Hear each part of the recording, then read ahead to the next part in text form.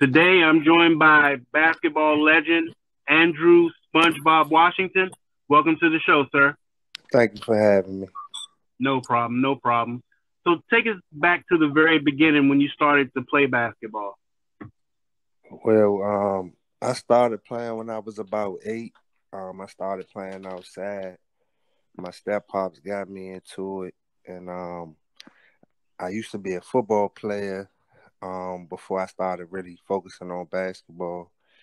And I probably caught on the basketball seriously when I was about 11 or 12, and I just ran away with it. I played high school, my junior year at Dunbar in DC. My senior year, Friendly in Maryland. I went to junior college for 2 years, Allen County Community College. Then I went to University of Delaware. Then I played overseas and played all over the world. And I played in the best league in the world, the Goodman League. So, Got it. So let's just go back for a quick second. So you said you spent your junior year at Dunbar. yeah. Who else were on those Dunbar team Who else was on that Dunbar team with you? To be honest with you, we had probably the best team in the city. We just couldn't get along and get it together. It was me, Trey Kelly, Lakeith Blanks, Reggie Mason, David Edmonds, Matt. I think Matt named Matt Brown, Davon Camp, Daniel Battle, Jamal Lee. We just had a mob. Like, we should have won it, but we just couldn't get it together. We just had too many egos. Got it. So that was under Coach Roach. Was that Roach? Nah, that was Gary Lampkins. Coach Lampkins. Got you. So are you a DC guy or are you a Maryland guy? Can you clear that up for everybody? I'm both, to be honest with you. I was born in DC, raised in DC and Maryland. I was raised in both sides, both places. So I don't really say I'm from really nowhere for real because I was a Roma. Got it. So junior year Dunbar, senior year Friendly. Mm-hmm. And how did that senior year Friendly go for you? That was actually my best move I could ever make. You know what I'm saying? I met Coach Gerald Moore.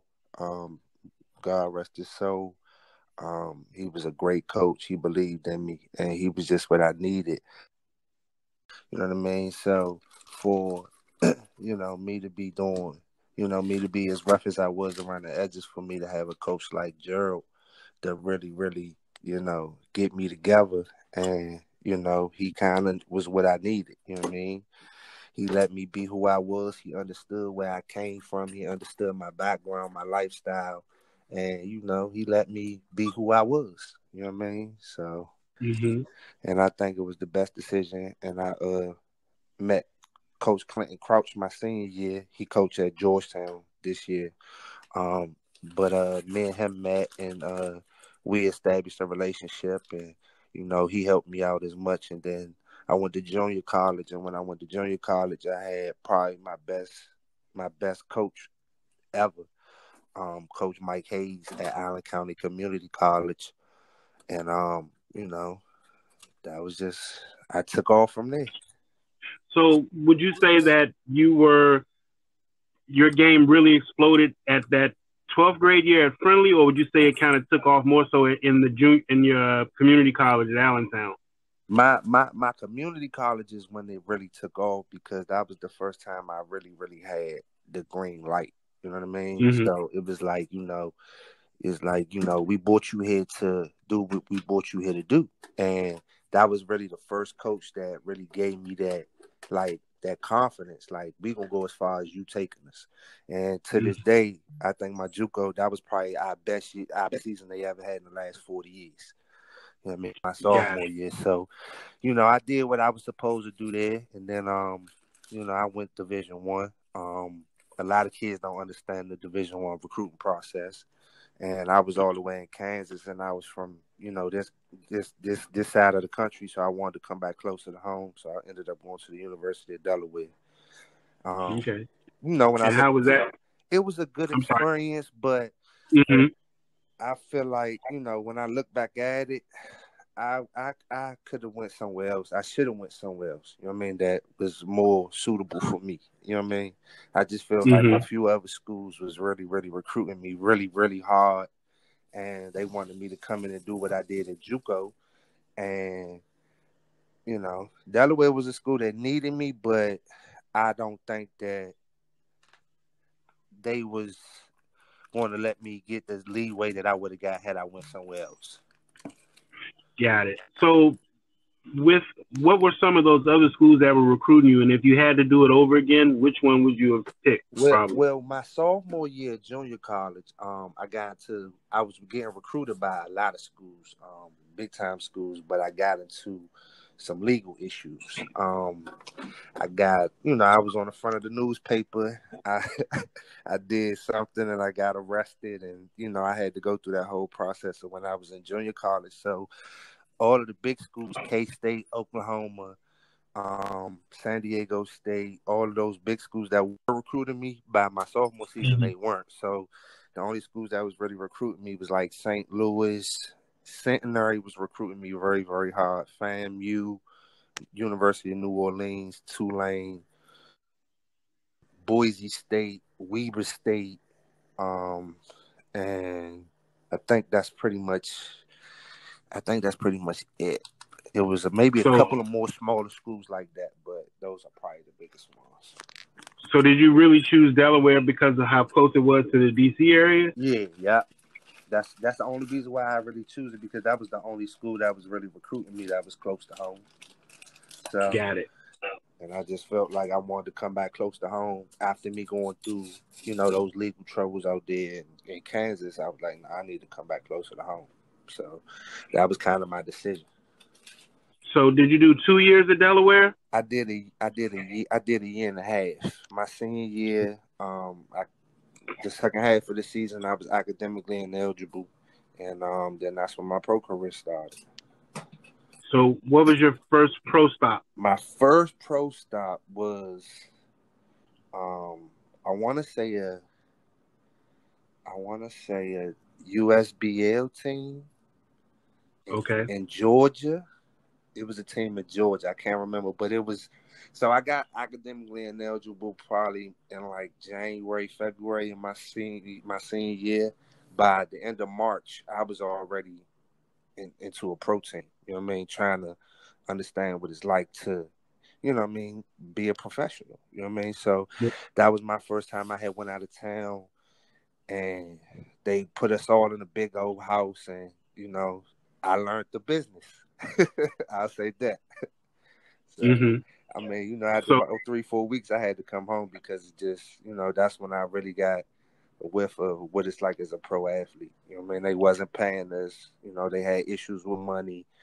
You know what I mean? They brought all these guys all down there to play on the team, and they didn't even have a budget. So it kind of, really showed me that you got to go somewhere that really has a budget. So after that first pro stop in the USBL in Georgia, what did you do then? I came home, I played with the Maryland Nighthawks. And then after I played with the Maryland Nighthawks, because this was kind of in the same season, because I kind of went to Georgia in like March. So season really didn't start until I did that. And then once I did that, I played with the Maryland Nighthawks. After that, I went to a Eurobasket camp. And after I went to the Eurobasket camp, I got a good write-up. I got MVP of the camp.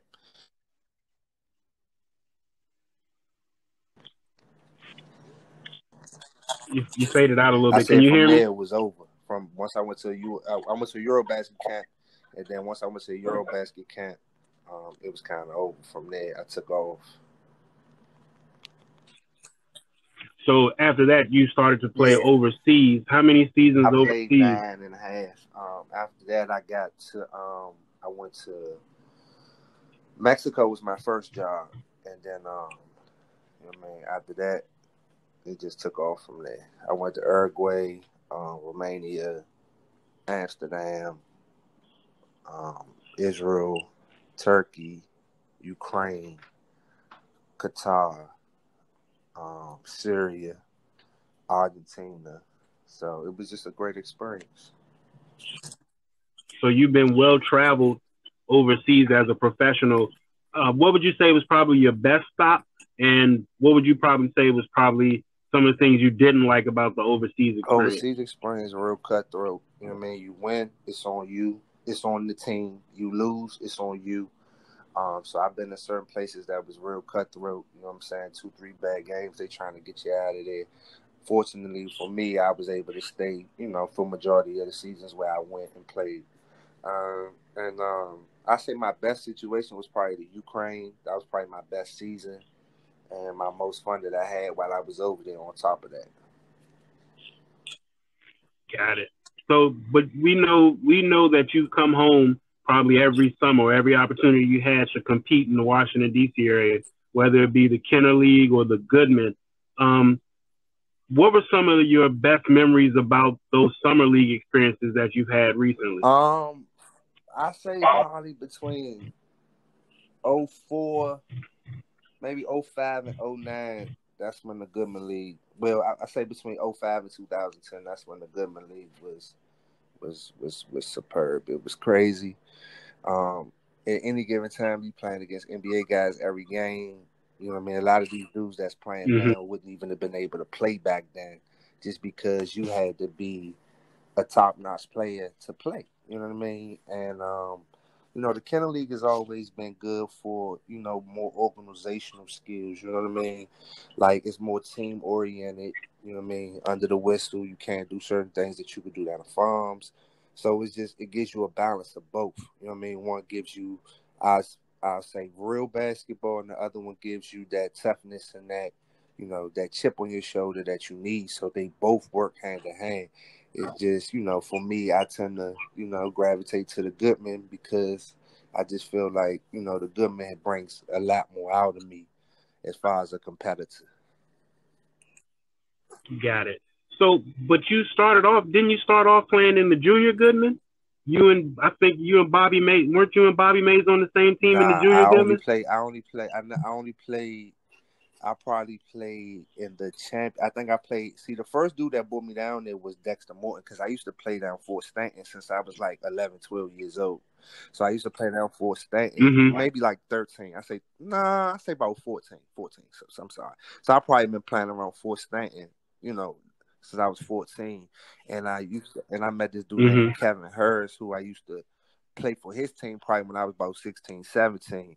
And then I met Dexter Morton. And Dexter Morton was the first guy that brought me down the farms when I was 17 years old. But I only played one game.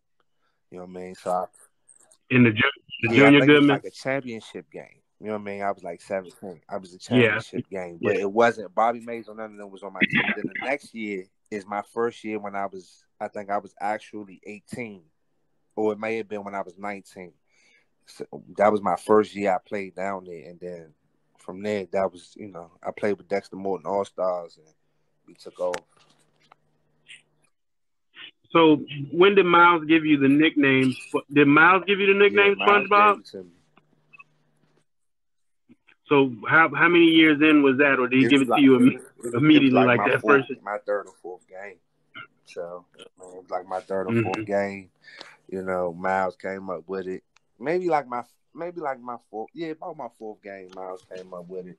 And after that, he had because he used to have the song every time I scored. They used to play the SpongeBob song and all that. So it was a whole big deal. Like, he used to, you know, really. I used to hate the name. You know what I mean? I used to hate it, but you know, once I started seeing how popular it got, and you know what I mean, how the kids was gravitating to it, and you know, I just embraced it. You know what I mean? So, you know, at the end of the day, I thank him for that, because, you know, it's an unforgettable name. Because when people hear it, they be like, SpongeBob. Like, what the, you know what I'm saying? But it's yeah. And, you know what I mean? It is what it is. So I just kind of got used to it, got comfortable with it. And, you know, I made me into, you know, that character. So. Got it.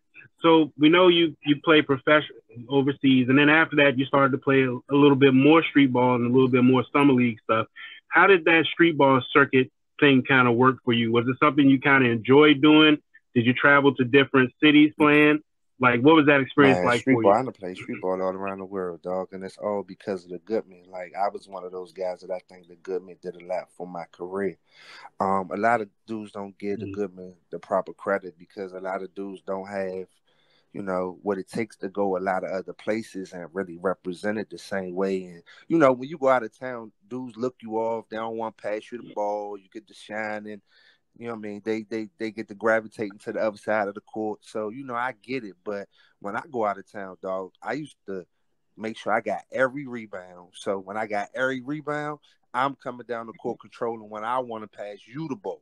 You know what I mean? So, and I went to, you know, LA, New York, Atlanta, Miami, 3-on-3s, 5-on-5s, anywhere I could go. I was trying to get to. I was going at whoever. I had a really good run up New York. You know, they know me really well up there. You know, I just tried to be the best I could be. You know what I'm saying? Got it. So you have a very unique game for a guard.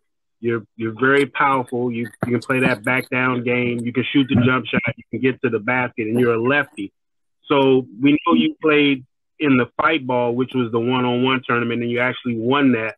But prior to winning Fightball in New York, had you won any games in DC one-on-one that we probably would know against people we probably would know? I used to play a run and shoot all the time, so it really wasn't like I used to just play one-on-one all the time. But it was like, you know, I played a run and shoot, and I used to play all the time one-on-one, and I'm such a competitor that I wouldn't let nobody, you know what I mean, beat me. So I've been playing one-on-one my whole life. So it's not necessarily that I've been playing against one person, but it was just I've been playing my whole life. The opportunity presented itself, and I was going through so much mentally at that time.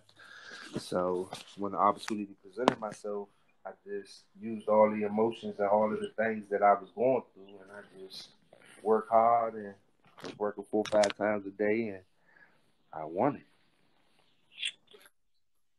Got it. So the DC area on the one-on-one level has produced 3 champions: White Chocolate, who won MTV, you, who won Fightball, and Shaq, who's won Red Bull, I think, twice. Have you played any of the other champions one-on-one? Shaq, and I've been playing against them since I was a kid. You know what I'm saying? So I've been playing against them since I was a kid. You know what I mean?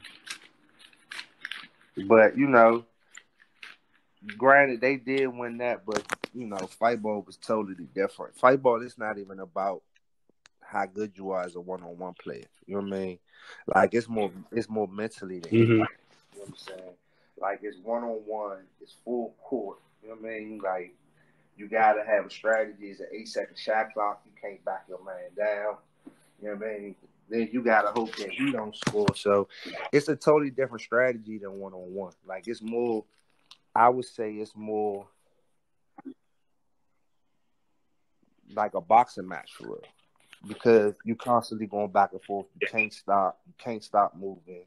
You know what I mean? Like, it takes a lot of discipline with that Fightball stuff. That's probably the hardest thing I ever did. Got it. So were there ever any talks of you defending your championship in Fightball, or did they kind of just completely just cease the entire operation? To bring it back I was supposed to play run it back for $1 million. That's what the talks was. They had the sponsors there. They had, you know, everybody there, but it just didn't fall through. I guess financial wise, you know, they chose to go another route, but it was probably one of the most professional situations I've ever been around. Got it. So I know as of last summer, you were still playing. I saw you play a couple of times down the Kenner League last summer. Are you going to play this upcoming summer, if allowed, you know, with the coronavirus, of course? Will you be playing this summer as well? I kind of said I was going to stop, but, I mean, I think I need that. You know what I mean? I think the city needs that, so I'm going to still play. Yeah, so how much do you play, like, during the regular year now? Or have you kind of slowed down a lot? I really slowed down, man. I don't even really hoop that much during the regular year, but I've been going to watch a lot of games this year. I've been watching a lot of high school games. Normally, I don't even really do that. So just trying to figure out what I want to do and, where I want to go with it. That's all. Got it. So I got a couple more questions for you. This question, you came out, you made a huge splash on the scene at the Goodman, and basically you went at everybody, especially the pros. You went at every pro that you saw who had a name. I mean, you were relentless at going at those pros. Now that you kind of slowed down and you're not necessarily playing all the time, you do realize that you may be targeted by the younger people who want to make a name. What are your thoughts about that? I still bust their ass. Because at the end of the day, you cannot listen. I've been doing the same. Everybody be like, he do the same move. I've been doing the same moves since 9 and under. The only thing that has changed is when I got to junior college, I learned how to get a jump shot a little bit. But I've been doing the same. It's all about your passion, your intensity. You know what I mean? I'm relentless. I'm not the best scorer.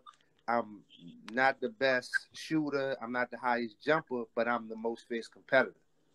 And that's the difference. You know what I mean? A lot of people don't understand that. And I watch a lot of these youngers play now, and they don't compete. You know what I mean? So if you don't compete, you know what I mean? You ain't. That's half the battle. Compete. And a lot of these guys don't really compete. So that's kind of what I see. So I think I get at a lot of these young guys right now. Got it. So, last question: what is SpongeBob doing now? Are you doing anything basketball related, or have you completely just walked yourself out of that realm? I'm working on something. I'm working on something as we speak. I do events and shows and parties and other little endeavors as an entrepreneur, but I'm working on something because everybody's telling me that I should coach or I should train, but I don't want to do those things. I want to do what I want to do, and I kind of got a good idea on what I want to do that I feel that can help all of the kids, not just 10 or 15 kids.